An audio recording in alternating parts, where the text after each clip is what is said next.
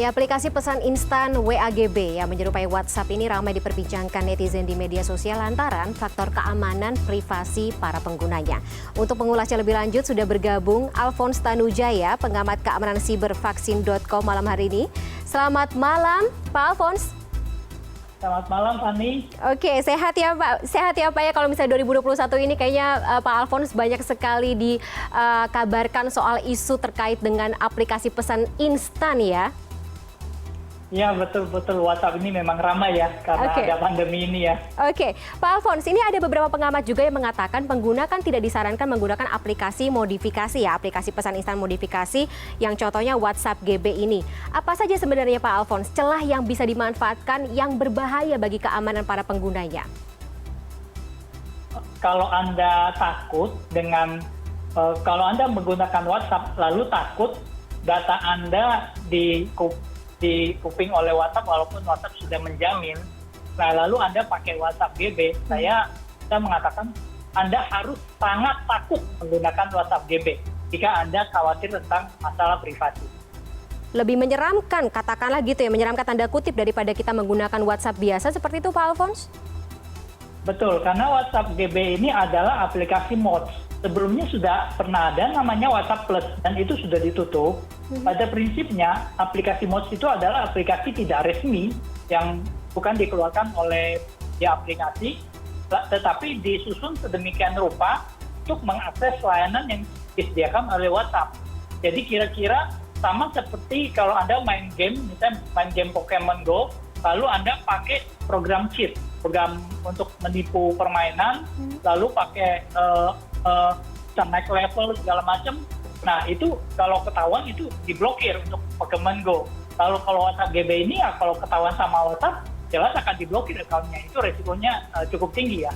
Dan bahaya datanya juga tinggi karena semua yang Anda ketik, semua yang Anda kirim, semua yang Anda simpan itu tidak tersimpan di server WhatsApp, tetapi ada di perangkat Anda dan bisa diakses oleh pembuat WhatsApp Mods ini. Bukan cuma WhatsApp GB ya, banyak WhatsApp Mods ini. WhatsApp GB adalah salah satu WhatsApp Mods modifikasi.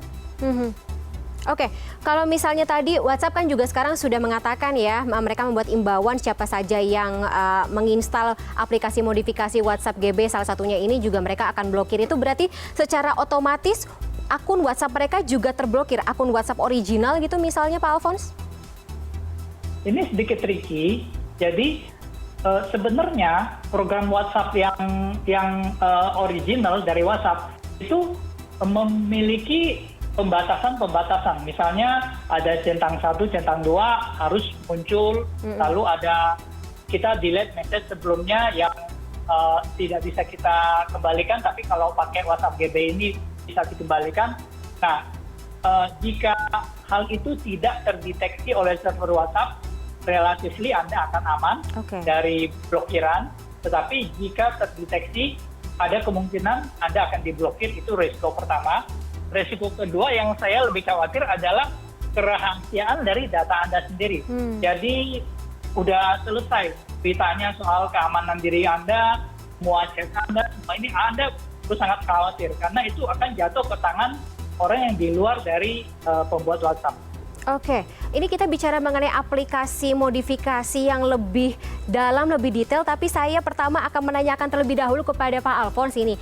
Kalau kita bicara yang menciptakan aplikasi mods ini, ternyata kan kalau saya riset ya, ini terdaftar sebagai anggota senior XDA developer. Nah, seperti apa sebenarnya komunitas ini beroperasi dan misalnya kita bertanggung jawab ya, kita bicara mengenai mereka bertanggung jawab kalau ada komplain dan juga keluhan dari pengguna. Apakah bisa mereka menangani keluhan atau juga laporan gitu dari pengguna? Yang jadi pertanyaan adalah layanan WhatsApp disediakan oleh grup WhatsApp, server WhatsApp. Lalu mereka menyediakan interface yang kita install dari Google Play Store. Interface-nya resmi untuk terkonek ke layanan WhatsApp yang di cloud. Ini adalah dijamin ada end-to-end encryption segala macam. Lalu kita pakai yang namanya mods. Mods itu kita download aplikasi yang mereplikasi diri sebagai aplikasi WhatsApp, lalu mereka berusaha mengkonekkan diri ke layanan WhatsApp ini.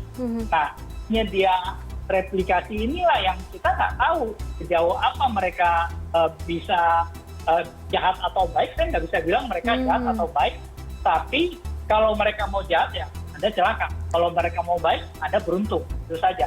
Tapi kalau Anda pakai yang WhatsApp punya, ya kalau mereka mau jahat, WhatsApp-nya bisa celaka. Mereka akan sangat berhati-hati untuk melakukan macam-macam. Kayak kemarin baru mau bagi data ke Facebook aja langsung dikerubut, dikeroyok seluruh dunia kan. Jadi kita aman. Kalau Anda pakai WhatsApp Mode ini, yang mereka mau copy data Anda, mau curi data Anda nggak bisa apa-apa. Itu masalahnya. Oke, berarti kita bicara mengenai aplikasi modifikasi yang berbahaya ya, punya banyak resiko terhadap para penggunanya. Itu yang mau saya tanyakan kepada Pak Alphonse, tapi akan kita tahan terlebih dahulu. Kita akan lanjutkan ke dialog setelah jeda berikut ini. Tetaplah bersama kami di CNN Indonesia Connected.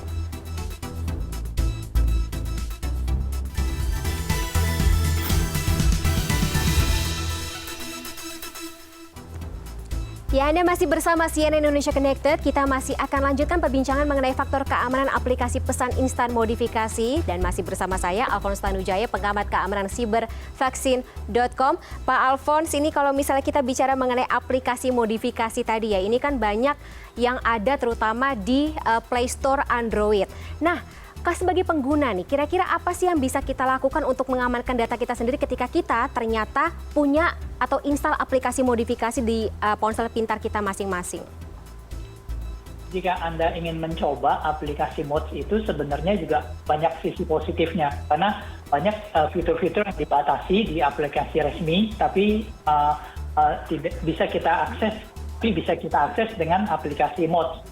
Nah, saya sarankan misalnya jika Anda ingin menggunakan WhatsApp Mods ini, jangan gunakan WhatsApp sama Anda. Anda boleh beli kartu tambahan yang kalau satu saat di-ban atau datanya tidak terlalu rahasia, jika Anda penasaran ingin mencoba, silakan saja. Itu banyak fitur yang menarik juga kok. Seperti pembatasan kirim picture yang cuma berapa megabyte bisa lebih besar. Lalu negatifnya, banyak yang ingin melakukan spam lalu menggunakan WhatsApp Mods. Jadi itu yang bisa dilakukan. Jadi jika Anda ingin menggunakan aplikasi di luar APK, saya tidak sarankan untuk gunakan di handphone utama Anda. Kenapa? Karena handphone utama Anda mengandung banyak data rahasia, terutama data finansial, data akun rahasia. Jika bocor akan mengakibatkan kerugian finansial dan kerugian reputasi yang besar untuk Anda. Itu saja yang perlu Anda pertimbangkan. Oke, berarti beli gadget baru nih ya, pendeknya ya, Pak Alphonse ya? Ya, betul. Oke, tapi ini berarti aplikasi modifikasi, saya konfirmasi lagi, sampai dengan saat ini masih digunakannya oleh para pengguna Android saja ya, Pak Alphonse? Secara teknis, ya katakan kabar baik untuk pengguna iPhone. Jadi secara teknis, aplikasi Mods ini sangat sulit ditemukan di aplikasi iPhone. Jadi memang untuk Mods ini lebih banyak di Android, tapi dari sisi lain juga jadi kebebasan menggunakan juga lebih tinggi di Android, tetapi sebaliknya security jadi tinggi di iPhone, relatif lebih tinggi dalam kasus adanya aplikasi Mods dan tidak ada aplikasi mengawasi dengan ketat dibandingkan Android. Oke, terakhir Pak Alphonse, kira-kira nih misalnya kita install aplikasi modifikasi instan tersebut, kemudian mereka kan biasanya kalau di aplikasi yang original kan suka ada formnya untuk mengisi data kita. Kira-kira apa yang bisa kita hindari ketika kita mengisi data saat kita install aplikasi modifikasi tersebut? Usahakan semaksimal mungkin jangan mengisi data real lah, atau jangan menggunakan konten-konten real Anda, karena kalau dan data tersebut bocor dan disalahgunakan, ya Anda atau teman WhatsApp Anda yang tidak tahu apa-apa, tidak berdosa, menjadi korban dari penyalahgunaan data ini.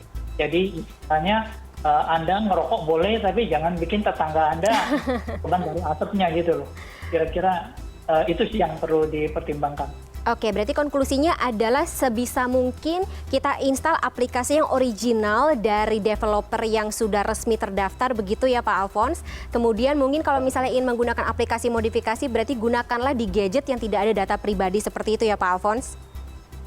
Tuh. Oke. Kalau mau kreatif, ingin tahu, pengen bosen, udah pandemi ini terus, ya udah beli handphone. Aplikasi Mods memang ya jadi ada warna dalam hidup ya. Oke, sekaligus kerja lebih keras ya untuk beli gadget baru ini Pak Alphonse. Ya betul. Baik, terima kasih atas informasinya Pak Alphonse. Semoga ini bisa jadi pertimbangan ya untuk para pengguna ponsel pintar, jadi semakin pintar ke depannya untuk melindungi data pribadi kita masing-masing. Terima kasih Pak Alphonse atas waktunya di CNN Indonesia Connected pada malam hari ini. Selamat malam.